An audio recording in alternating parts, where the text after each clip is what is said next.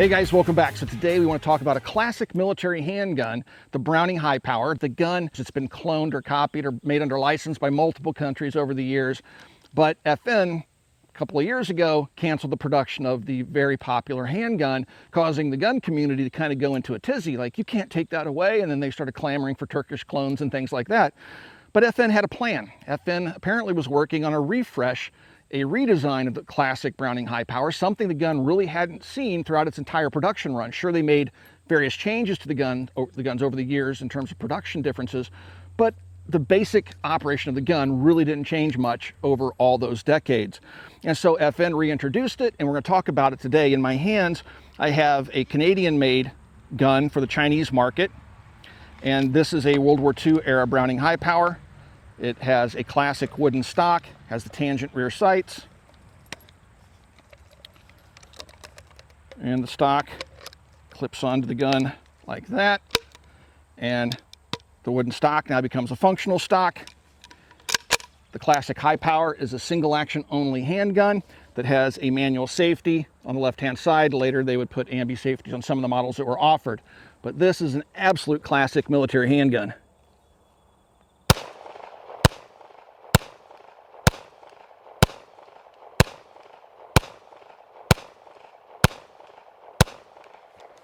What a beauty. I can understand why it's such a classic. Ergonomic, held 13 rounds of 9mm in the original design. It was quite forward thinking for its era. So let's take a look at the refresh and the new design from FN. A lot of folks ask me, how can I get involved in the firearms business in that particular community? And one of the best ways to do that is to become a gunsmith. Every gunsmith I know is just overbooked with work. It's a very good living.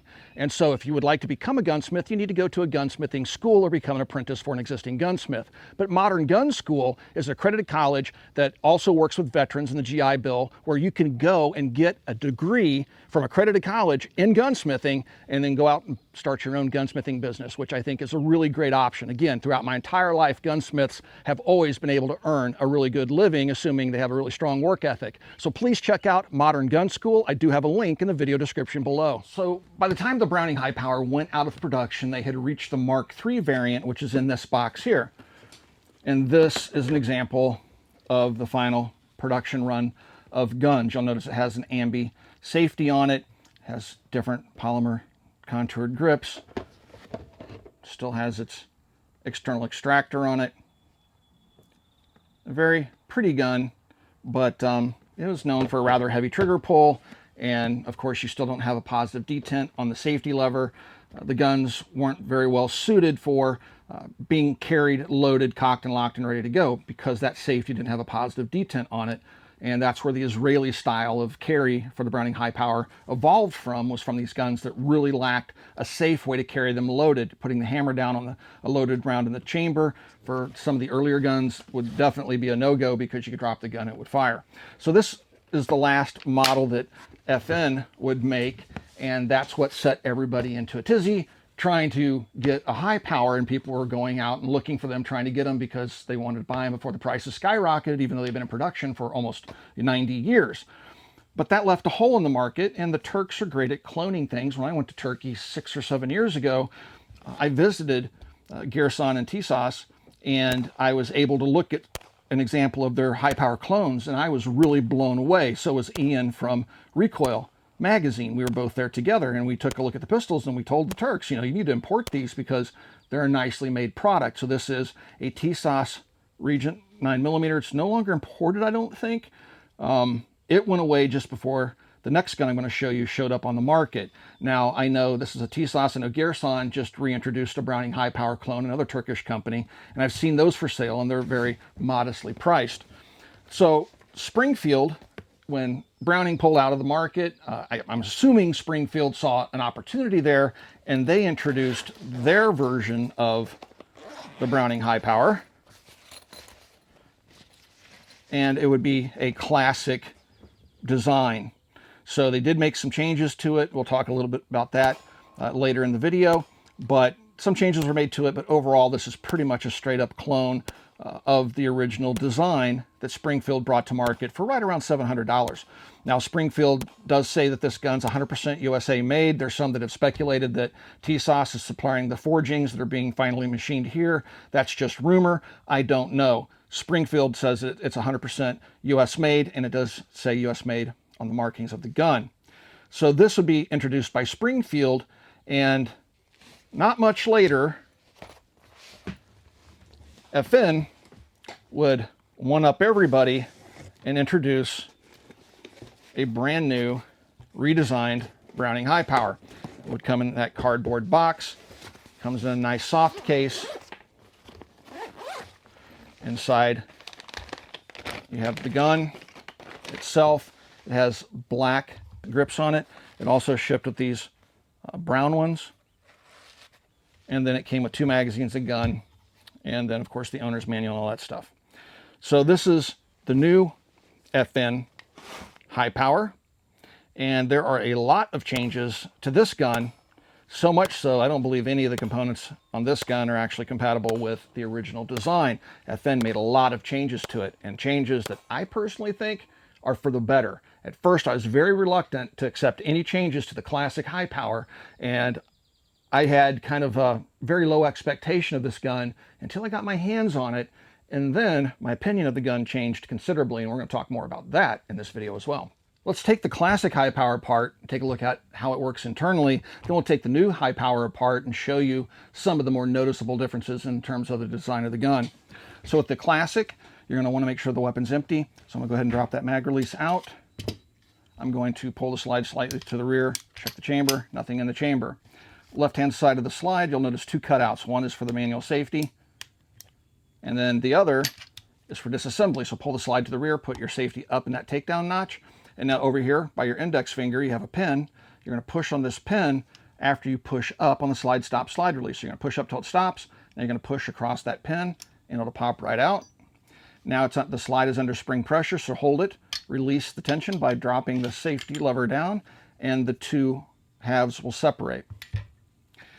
Now you have a recoil spring guide rod, and your barrel still in the action.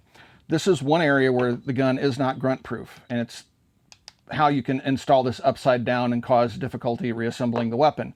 So this is in its correct position now. If you were to assemble it incorrectly, you would invert this. And now you can see how the spring is kinked, and it's coming at a slight downward angle. So to give you a visual cue that the gun is not assembled properly. And you wouldn't be able to assemble it and fire it in that position. So that's how it should look. And it's important because that is a key difference. So I'm going to take that out, take out the guide rod. It's just a short guide rod, and then your recoil spring, and then your barrel will come right out. To take apart the new HiPower, same thing, going to drop that magazine out. I'm going to pull the slide to the rear and lock it to the rear because I don't have a takedown notch for the safety to engage with on the slide. Those are gone. So I'm going to go ahead, pull the slide to the rear, lock it in the rear position. I can do that using either the slide stop slide releases on either side of the pistol lower frame, I should say. And then right here is your takedown lever. So with your index finger, you can just push down on that, or your thumb. It rotates around. And then once it's in the disassembly position, which looks like that, I'm going to, again, hold that slide to the rear. It's under spring pressure. Release it, ease it off the frame. And now we have it apart. You'll notice that this looks very different from the original design.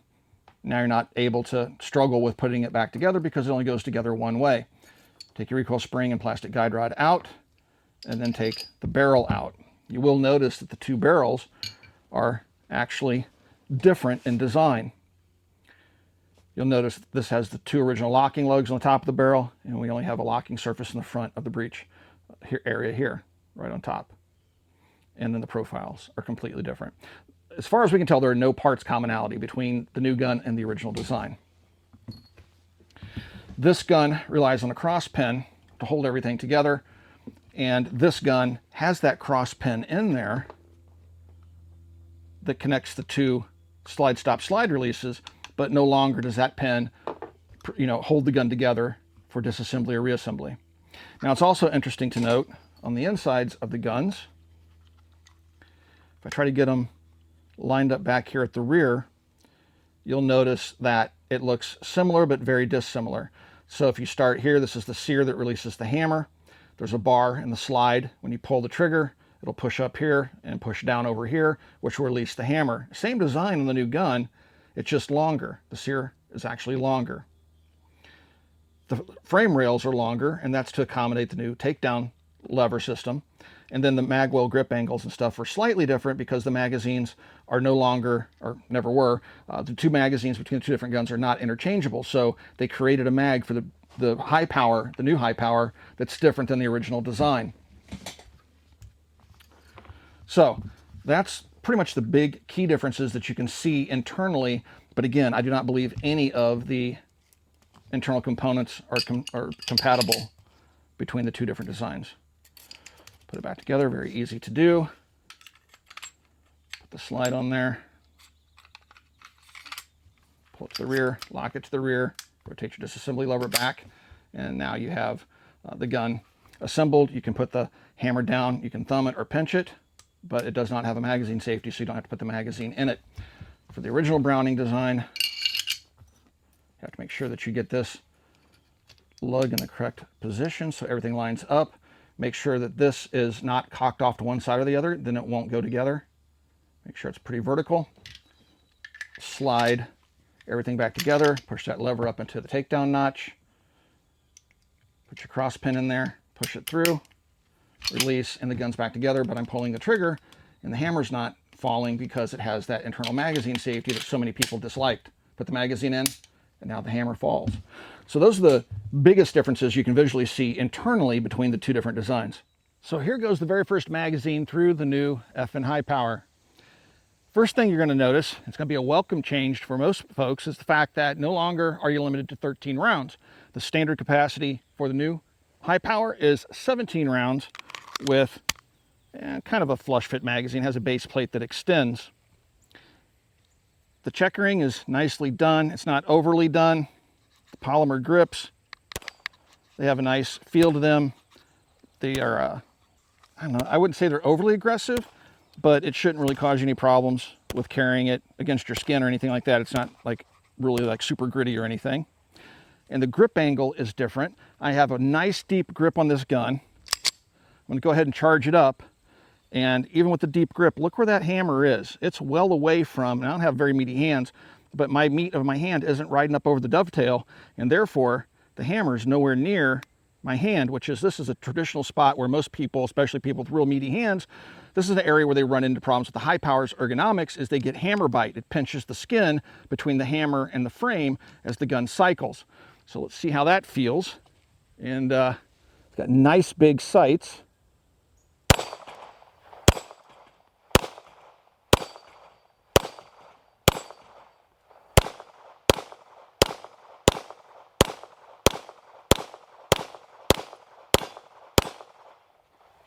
All right, recoil, very nice recoil. I shoot this better than the standard HiPower, mostly because I don't have to worry about hammer bite, but the ergonomics are completely different. And this has a really, really good trigger on it.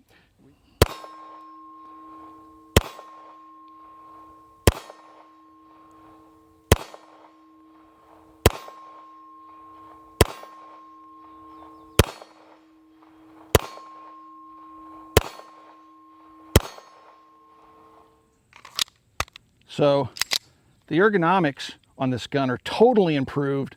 The shootability has been improved as far as I can tell. And yeah, it's just buttery smooth. That action, the slide riding on the frame, everything is just really smooth, almost feels hand fit.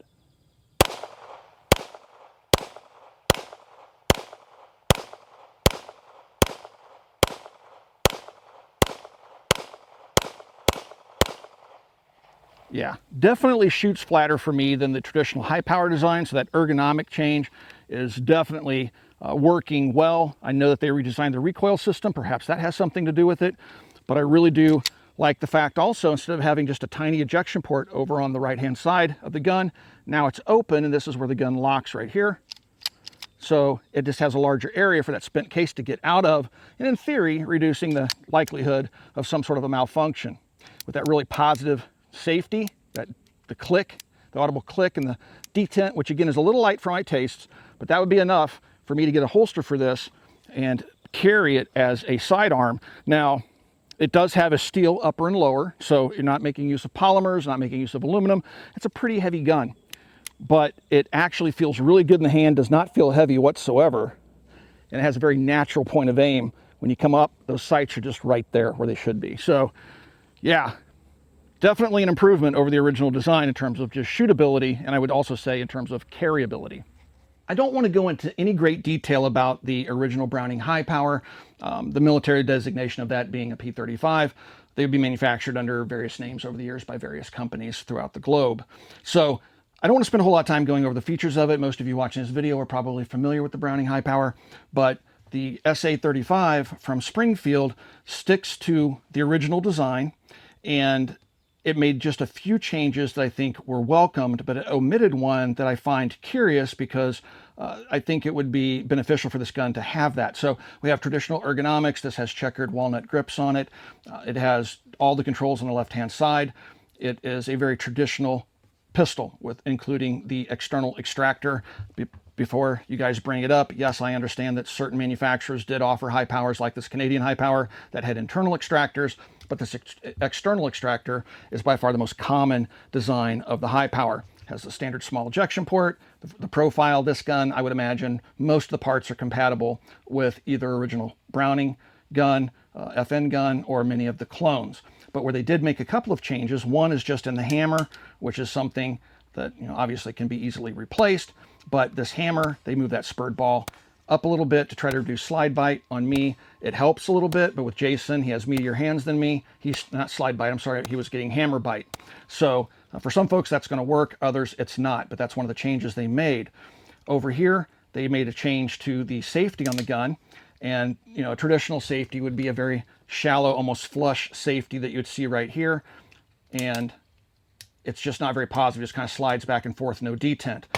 Springfield increased the surface area, made it look much more like a 1911 style safety, and they did put a little detent in there. I'll show you a picture of it. The camera won't pick it up, but when going on, you can't really hear the detent, but when coming off, it has a nice positive click and a pop, and it's not a whole lot of tension, but you can definitely tell when it's disengaged or engaged because it has a better gas pedal, if you will, on it. Other than that, pretty conventional. So the new HiPower, and that's what it's called on the frame. They just call it the HiPower. The new HiPower changes a lot of stuff. All right, so first of all, it has a brand new magazine, 17 rounds. This magazine is not compatible with the original design, and the original pattern magazines are not compatible with this gun.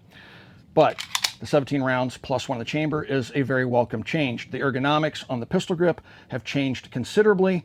It may not look like it, but when you pick this gun up, it feels completely different than the original HiPower. It feels better. It feels, in my big hands, this gun just feels absolutely amazing. You'll notice that it has ambi controls that mirror those on the left-hand side of the gun, so left-handed shooters aren't going to get truncated safety levers and things like that. They have full controls over here. Have a takedown lever that's not present on the original design. We have an enlarged ejection port versus the very small one on the original design. And we have some different slide serrations that look very SIG P226-ish to me, but they feel really good. It's a proper bite. The original slides had really nice serrations on them, but I really like the way these serrations look and how they feel. The sights on this gun are rather basic, but I would like to see at least a 3-dot system or night sights available, and I'm sure down the road FN will offer that. Now, not only are the controls ambi, but listen, you can hear a detent click on and off. Also, when the safety is on with the original design, you cannot draw the slide to the rear because it locks the slide in place. With the new design, safety is on, and I can still operate the slide, so that's a definite improvement as well. So disassembly is much easier, has higher magazine capacity, improved ergonomics. The grip panels, I thought I read somewhere they were G10. They're not. These look like plastic to me. These came with this gun. It came with the black ones on, the brown ones in the bag. I just think these look really bad. Looks like fake light. The black ones look really good. The texture is just right for carry. It's not going to act like sandpaper. It's aggressive enough to give you a good feel, but isn't overly done. And you have texturing all the way around the grip. So the gun definitely shoots flatter for me, has better, allows me to get better control of the gun under recoil, and I definitely like the improvements to the ergonomics. The triggers across the Browning HiPower lineup have not changed, and including with the new gun. And when I say that, I mean the trigger pull weights vary from manufacturer to manufacturer. We put the trigger pull gauge on all the HiPowers we have out here today, with the exception of the Canadian, and the new HiPower has the best trigger pull in terms of weight than any of the other guns out here. The worst was the Mark III FN made Browning that's discontinued, and then the TSOS and the Springfield came in fairly close in the 4-pound area, and then this was in the high 3s in terms of how many pounds of pressure it's required for the gun to break. So let's talk about the similarities in the trigger. This gun has a trigger that feels just like the SA35 in terms of how it resets and how it pulls. So with this gun, safety off, it is empty. When I pull the trigger, it'll start to take up slack. It'll stop right there. It'll hit a shelf. If I push past that shelf, it breaks. Very little to almost no over travel. When the gun cycles, drop that magazine out. When the gun cycles, the reset's going to look like this. Now, with ears on and while shooting, I can't hear the reset, but when I'm sitting here now, I'll hear it. But while shooting it, I don't hear it, and I don't feel it. I don't feel a reset. So it comes out right there. It clicked. That's where it resets, and then that's full release. Despite that, I can shoot these guns very quickly, and I don't stumble because I'm missing the reset. For whatever reason, even though it doesn't have a really great reset, it's still easy to shoot very quickly. So overall, this gun is vastly improved. This gun does not have a magazine safety in it. Springfield opted to leave the magazine safety out of it. The TSOS has it. All the FN guns would have that magazine safety, so the gun couldn't fire with the magazine absent.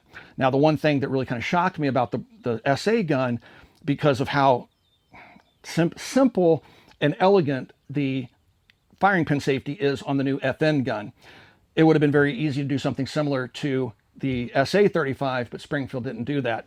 What's the problem?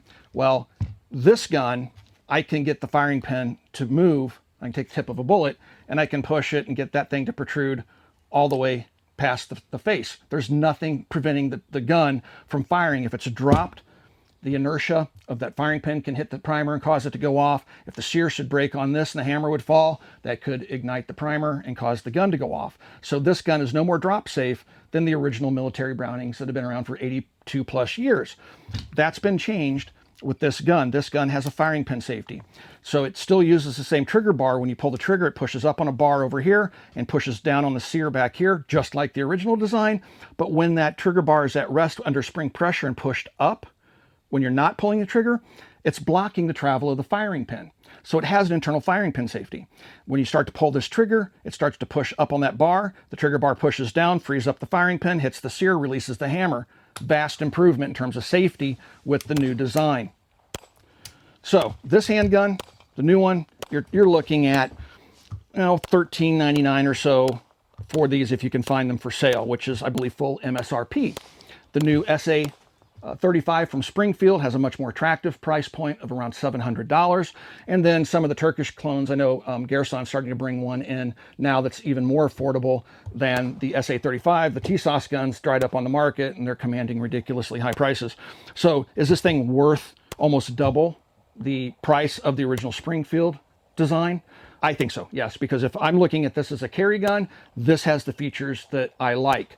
This is very much a classic. I don't think that it's safe to be carried loaded. Therefore, you'd use the Israeli method, which that's not something I would use or recommend. This gun, I can carry it cocked and locked like a 1911 and not worry about shooting myself in the leg. All right, guys, tell us what you think. Do you like the original design that Springfield Armory used with their version of the HiPower, or do you like the new FN? When I first saw the FN, I thought it was ugly. I didn't really like it, but after handling it, and especially after shooting it, I shoot it better, I shoot it faster, I shoot it flatter, and it has the increased magazine capacity. All the way around, this is a better gun. No hammer bite. It's just a great update to a very classic design. Comment down below. Would you like to see FN bring back a perfect clone of the original design, or are you interested in checking out the new HiPower from FN? I'm definitely leaning in the FN camp at this point. All right, look forward to those comments. Guys, if you enjoy the content that we produce here at the Military Arms channel, please consider becoming part of our Patreon family. There is a link in the video description below. Also, right here on YouTube, you got that little join button underneath the video player you're watching right now. Mash that join button. You can support us right here on YouTube in the age of demonetization. And last but not least, please swing by, check out Copper Custom. Thank you for 14 years of support. Comment down below. Gives us ideas for future videos. We'll talk to you guys soon. Thanks for watching.